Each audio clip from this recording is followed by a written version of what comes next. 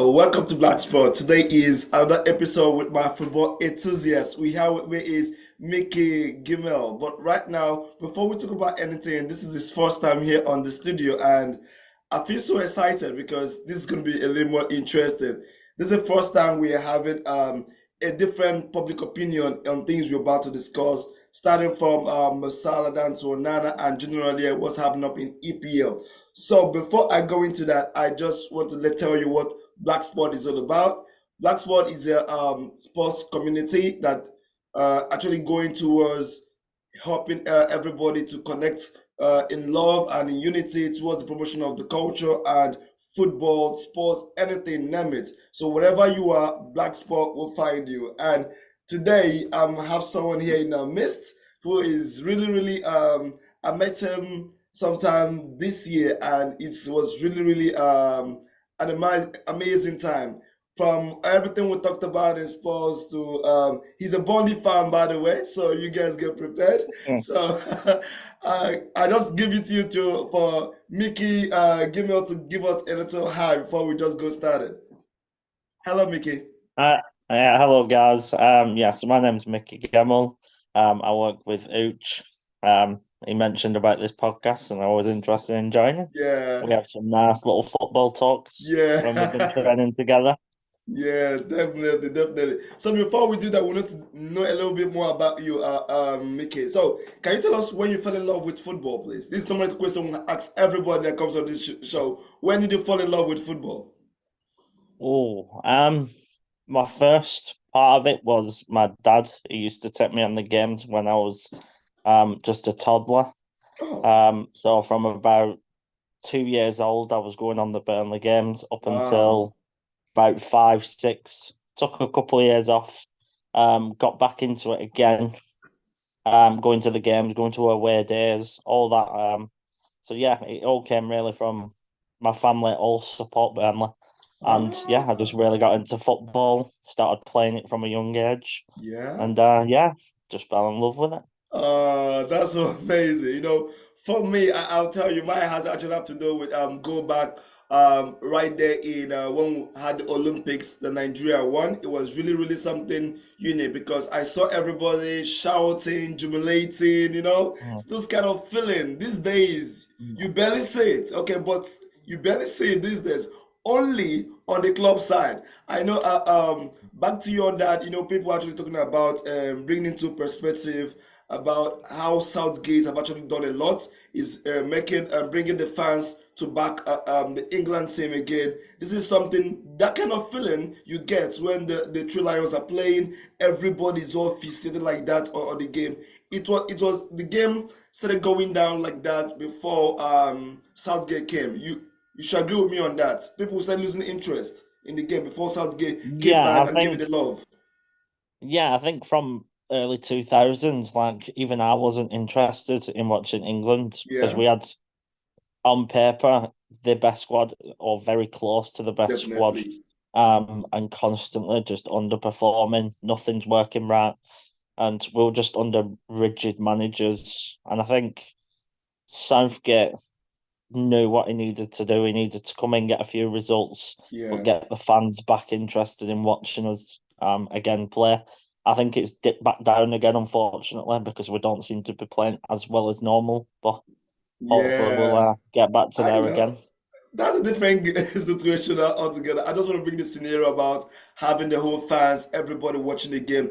That was how it was back then in 1996 when Nigeria won the Olympics, and it can go on like that. That's when I actually fell in love with my own football. So let's dive into what we have today. So the first on the list is Mo Salah. I know you saw today's game, what's actually happening, how his impact in Liverpool have actually been, what I say, wonderful journey so far. So, how will you rate Mo Salah's journey in Liverpool since he joined in 2017?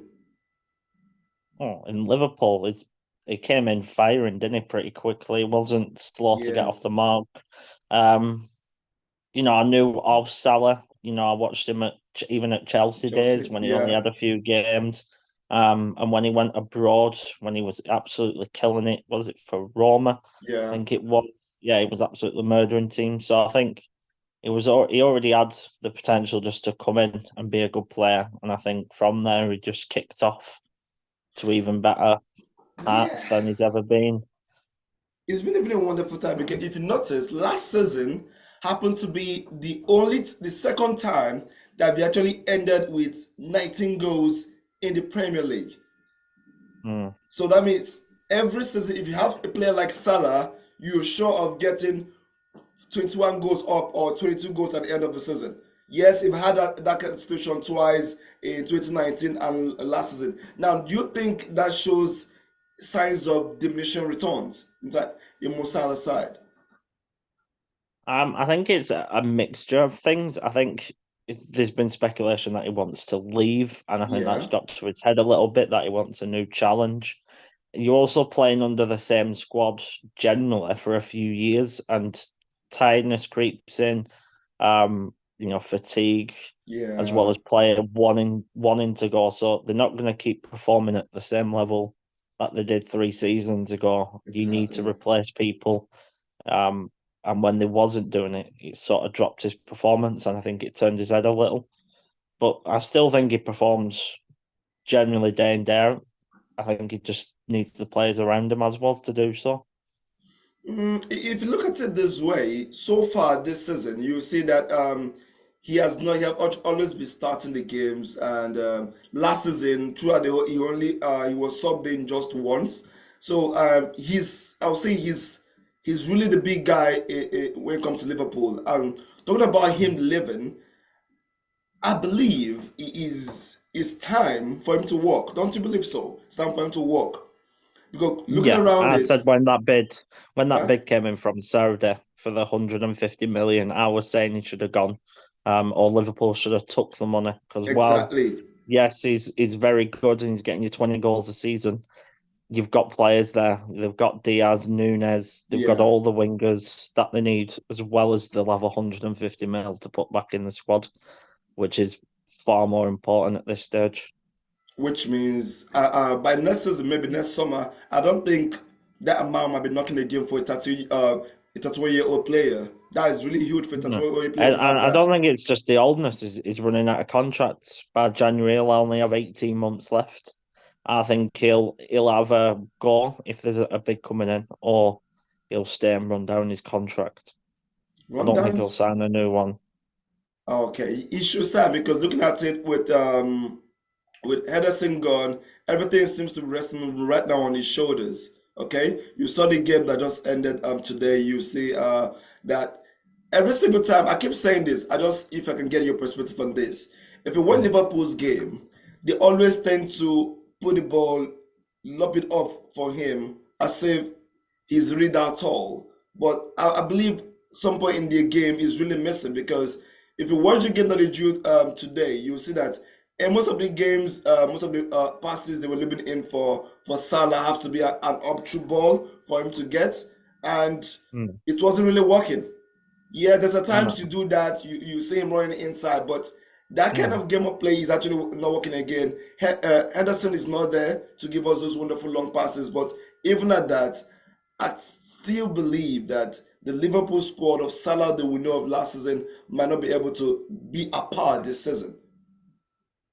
No, I think they're again just slightly declining. They've brought some new people in, but with their injuries that they've got, they just seem weak in certain areas, and they're not picking up enough points.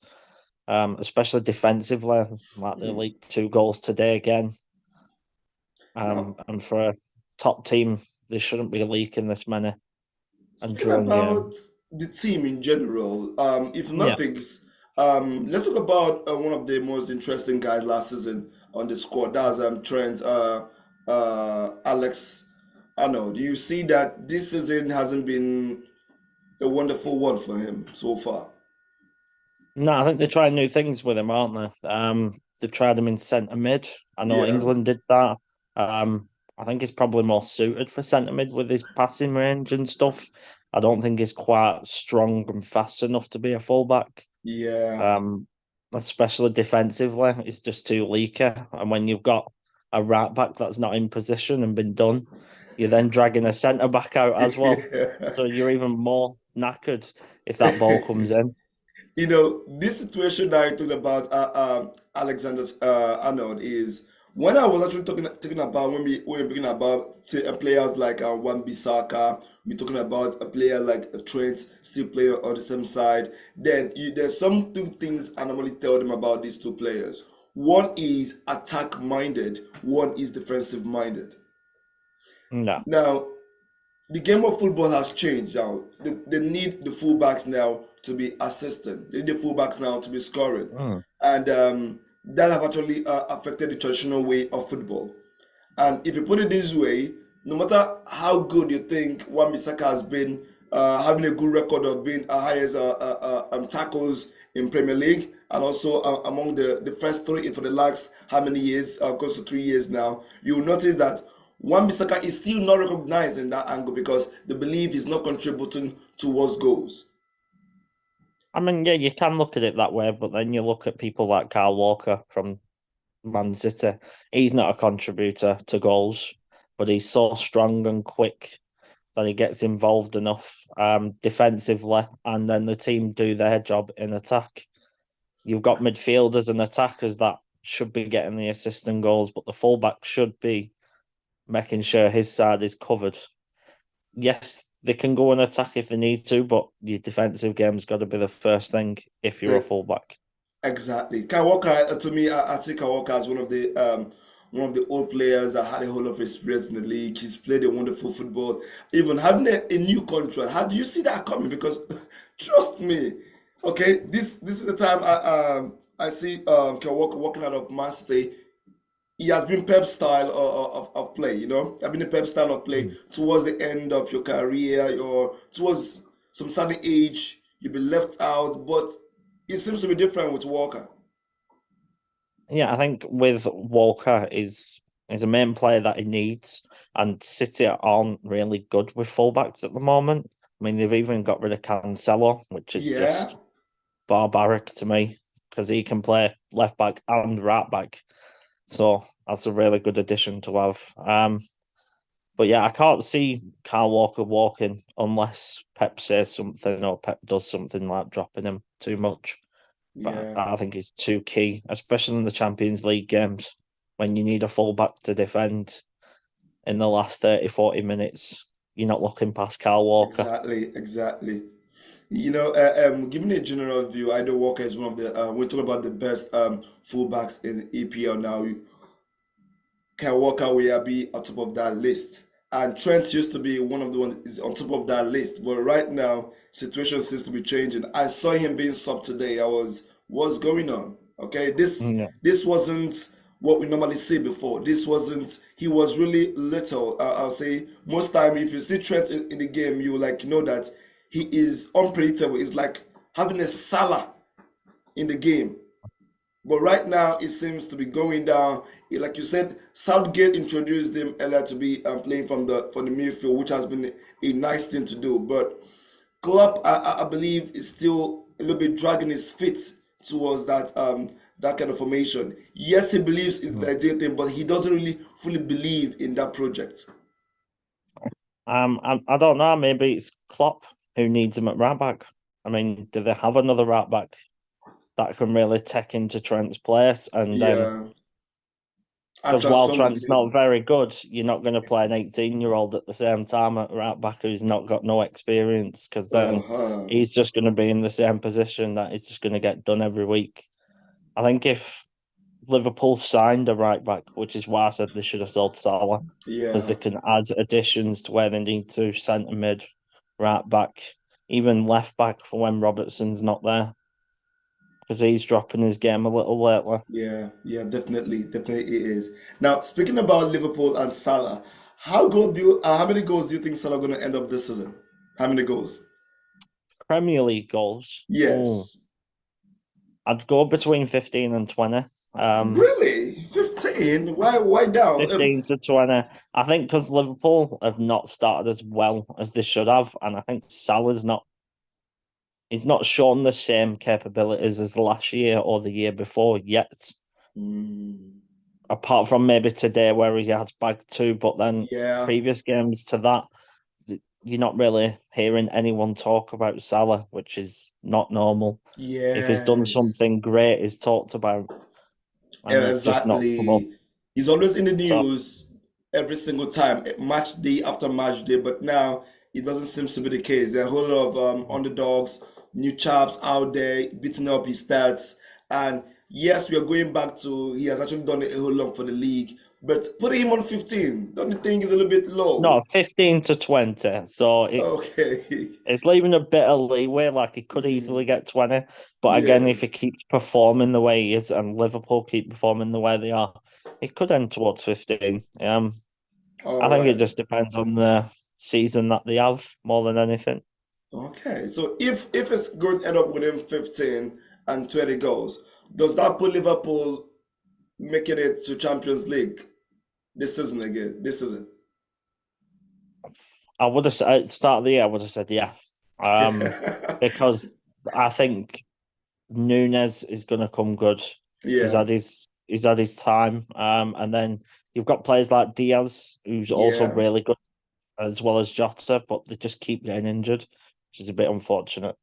Um, Now I'd either say fourth or fifth.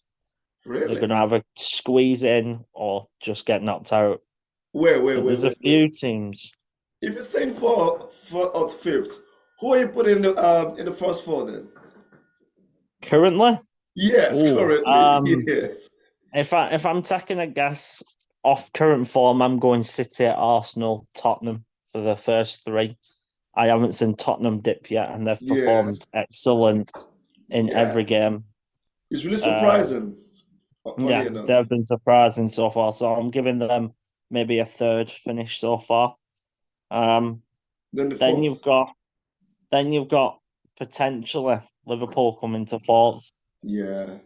You've also got maybe United pushing up, Uh, maybe Chelsea pushing up because Chelsea haven't Chelsea. performed bad. Chelsea Hmm. haven't performed bad. They just haven't been scoring.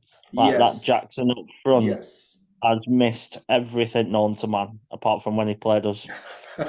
He's gone and actually scored a goal when he played us. You know, I tell my Chelsea fans that something that's different about Chelsea is they play a good, beautiful football at the end of the day, but what you see is they won't win the game, and that is one of the most difficult game you actually watch because your team will play good, but you won't win the game. That Yeah. is really, really disheartening to watch. Just like today's Mm. game, if you watch the Arsenal Man City's game, oh my God, it's really, really let's just say sensational. Having that, you see so much emotions on the game. The Arsenal's went to the Mm. game, and Master, yes, we know Master has a standard. This is the first time they're losing back to back for a very long time, and Yeah, everybody they've lost expects the 13 in a row. Lost 13 exactly. in a row to City, and they finally beat Say, them. I think oh I think they deserve the win on the fact yeah, City should have had a red card.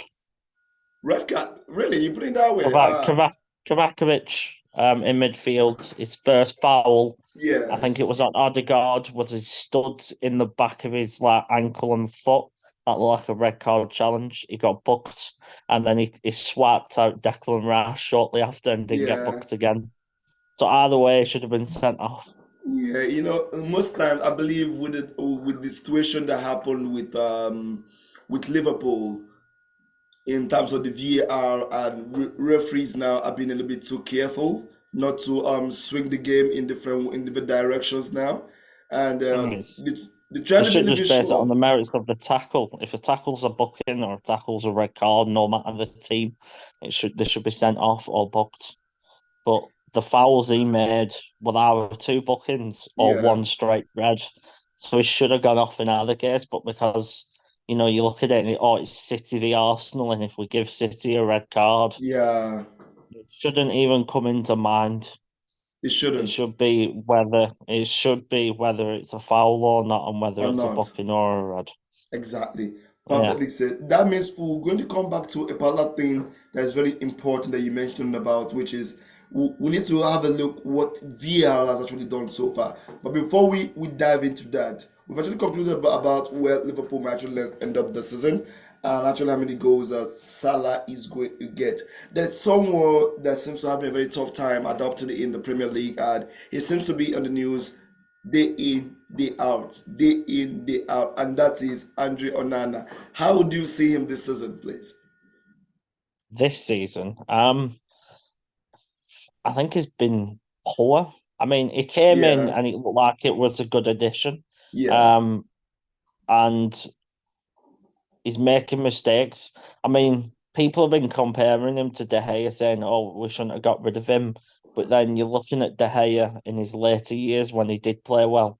So if you yeah, look at De Gea in his first 10, 20 games, he was shocking. He was making every mistake. And I think maybe it's just the pressure yeah, getting to him. He's playing under a crowd of what, nearly 80,000 now. And United fans aren't quiet. They'll bemoan at you all the yeah. time. It's English fans for you. So I think a bit of pressure's got to him, and he's just making mistake after mistake at the moment. And he just needs to calm himself down, getting composed again. I think maybe next season, if he gets that long, could be his year. Yeah, really for next season. That's really a long wait for us to wait for you to start performing because you know how football is. Nobody have to wait for you to pick form. Nobody, there's no patience like that. Yeah. And that's the tricky thing, especially in goal. You've got to start hit the ground running pretty quickly, or you get replaced. Um, I think having a second keeper there who's going to fight him might benefit him. Yeah, Because yeah, right now you've got really no one. You got rid of Dean Henderson as well, didn't you? So yeah. So I that don't think, means well, I'll put it this way: he's really comfortable in his role. He's yeah, becoming too he's comfortable. confident. He's confident in himself, but if he's then making a mistake and removing all of his confidence in a matter of a moment. I think he's just not thinking enough. He's not using his head where he should be. Definitely. From what you just told about needing a second keeper to challenge him, I believe he's too much in his comfort zone. By the Mm, time he's been benched, maybe because if you look at it now, he's played the League Cup. He's actually played the Premier League. He's actually playing the Champions League, which is giving him that yes, he's really comfortable. I believe he needs to be yeah, checked a little bit, put on the bench, or not even included in the League Cups. Not even included maybe some Premier League matches, so you know that there's an mm, alternative when you don't meet up to certain expectations. Because of course, yeah. if you look at the run play now, you understand that regardless the mistake he does, he will still get to play the next game. Hmm. And once a player is so confident like that, regardless what he does, he's going to have the shed handed over to him next game. There's no room for improvement. It seems one mistake after the other because you can't expect a player to, in a space of 3 games, you have some awful mistakes being done, and yet you still get to play the next game. Exactly. He just doesn't have a number two there that can challenge him Exactly. That will, at all. and that brings me to what they call Ten Hag because, and I'm gonna put a yes. This is my own opinion in how he handles things. I've been through his career. He's actually been used to managing players, academic players, loan players, free agents. He has not been in a position where he needs to manage big players, big stars already in the team, Mm, already made names, and that has been. If I don't know how he, but to me, based on my list, I'm checking out for him. He seems to be having issues with top earners in the club. It, Call it a coincidence, I don't know. Okay, first was Ronaldo is out of the picture. Second was the G is out of the picture. Third is Sancho is out of the picture. Now we are on Casemiro. You saw his statement last after the game that he's wanting to watch football.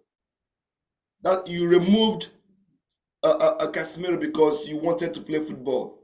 What, what does that mean? mhm. Yeah, it's I think it's just the Ten Hag style. Like Casemiro's a no nonsense central defensive midfielder, isn't he? So sometimes he'll get the ball, clear it, make a challenge where he needs Yeah, to, but text bookings and stuff maybe sometimes needlessly likes to get a red definitely. at the moment. But yeah, I think Ten Hag is it's got to his head a little coming to United. I think he's used to playing his style at Ajax, but that's where that style works, Yeah, where teams aren't big and strong, and it's all about playing football over there. Whilst you come to places like Chelsea with big defenders, West Ham with big people, and they're just going to bully you on the pitch. And that style of football isn't going to work when you've got no one who can take the bullying. definitely. And now, if you look at his style of play, is it seems a little bit different. I'd say he plays more like a Sancho situation. Yes, he's a manager. He has the right to say whatever he wants to say. No problem about that. I'm not here to dispute that. But look at the situation. He's not performing, Sancho. And from what he said, that means all the players you're fielding in are performing in training, and we've seen Yeah, what they are doing. Okay, we see exactly. what they are playing. So it He makes me can't drop wonder. everyone though. He can't drop everyone though. That's the problem. Okay, yeah, He's doing the wrong thing in picking one player out. But exactly. if you want to be that type of manager where you're calling people out, you call them all out. Exactly, that's the point because you can be save some, okay, you defend some players, and when you throw some under the bus. And now another situation has been bad. Yes, he is the first time we understand that, but he still gets the backing of the coach. That's nice, a wonderful thing. We all need that. But don't you think this should go all around for all your players? Yeah, yeah, definitely. And like I said, it's about the style of management you want to be. If you are that style of manager, you can't be calling one player out because that's just going to send, I think, everyone to look down at him. Not just Exactly. Sancho, who Sancho's going to respond because it's just him getting pointed at. And Yeah. then the other team's going to be like, well, we're all right then. When really they're not because they're not performing. Exactly. You know what about Sancho's own why sometimes I don't seem to really be in tune in his style because take for instance, if in a situation where we're underperforming or as a team, if a player is underperforming as a team, you as the manager is ideal for you to call the player and say, "Hey, we're not doing good here. We need to improve here. We need to do this." Now, if you don't have that discussion with the player, is it okay for you to say it publicly when you haven't even told him that he's not doing good? So it's like, Um, mhm, if you've never said anything to to him the, at all, which is yes, probably unlikely, because I think if you have multiple training sessions and you're not performing in training and not performing in games, something's going to be said along the lines, definitely. whether it's the first team coach, whether it's the manager, or whoever it is coming up to him and telling him that he isn't quite performing. The next step is then public that actually he's not doing good at all. He's staying off the team. Because I think there's only so much protecting you can do. So I get Yeah. why sometimes you would call a player out, but if you're gonna start calling Sancho out, you've then got to call Anthony out on the other side because what's he done since he's joined? And then you look at Rashford Be this on a season. big wage, not just a big huge transfer. Sometimes when people call out Glazers, I say we need to give some Glazers a break. He has backed Ten Hag very, very well since his arrival because you wanted Anthony and they gave it to you. Most of the players he wanted, they gave it to him. Martinez, they gave it to him. Oh, none of they gave it to him. Any players, only few. And now your excuse is you don't get the whole players you wanted. Do you meant to get the whole players you wanted 100%? Who cares No. that in the Premier League market when it's an open market for everybody to choose? So, Chelsea. Chelsea. okay, Chelsea is good. Everybody Chelsea they have got have three someone. squads prepared for the Premier League. All right.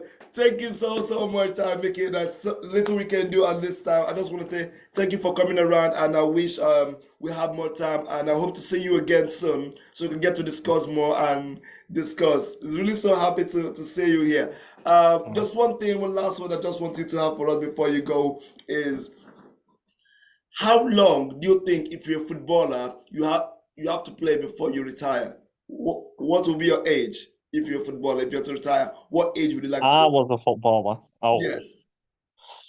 If you're a professional footballer, I know you play football. I say, as a professional footballer, you are. If you're playing professional football right now, what age will you say it's time for me to hang the boot? Oh, that's a tough one because it really depends on Yeah. if you're going to stay at top levels, or say you want to stay Premier League or a top level club, then you're talking slightly earlier. But if you don't mind dropping down divisions, you might play on later. But I would say around 35 All would be right. sort of a good age to kick it as playing as a defender. All right. Thank you so much for that, Mickey. All right. I'll see you all guys next time. Don't forget that this is Insolent Uche right here on Black Sport. Go check us on our social media platform at BALAQSPORT. See you next time. Well, when would that be? When will you come Anytime, around? You don't know. anytime, Anytime, he said. All right. anytime. Have a lovely one, everyone. Take care. All right. Bye.